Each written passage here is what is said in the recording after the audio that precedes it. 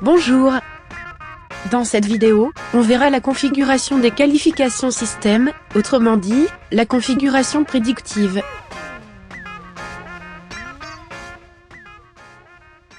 Là, je suis dans la campagne.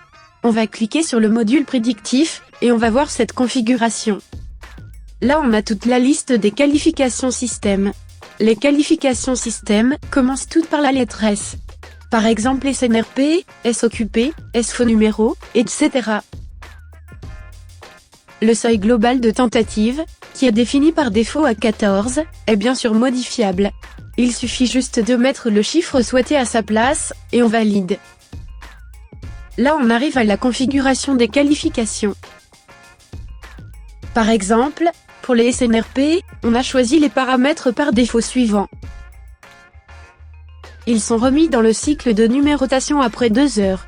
C'est-à-dire, après 2 heures, ils sont réactivés pour être rappelés. Pour modifier ces paramètres, il suffit juste de cliquer sur le chiffre, mettre le paramètre souhaité, et valider. On peut aussi définir un nombre maximum de rappels. Si on met 5 fois par exemple,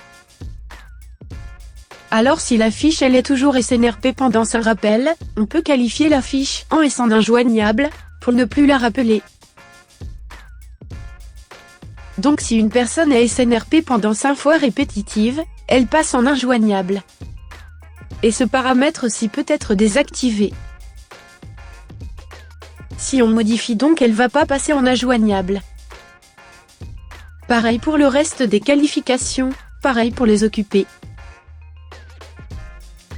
Il y a des opérations qui exigent de ne pas utiliser ces paramètres, donc c'est très simple. Soit on désactive la programmation pour qu'elle ne soit plus prise en compte, et que seul le responsable puisse paramétrer le recyclage de ces qualifications système. Soit on passe à la programmation après X jours, à une heure fixe, programmation à une heure fixe. C'est-à-dire on fait le recyclage toujours à la même heure. On choisit l'heure exacte de son recyclage ou bien programmation J+X dans la plage horaire. J+1 dans la plage horaire suivante. La plage horaire est là.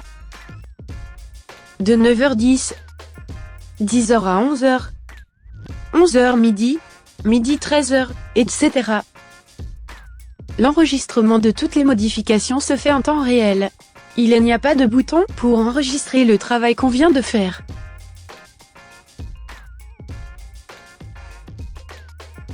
Merci pour ton attention et à très bientôt.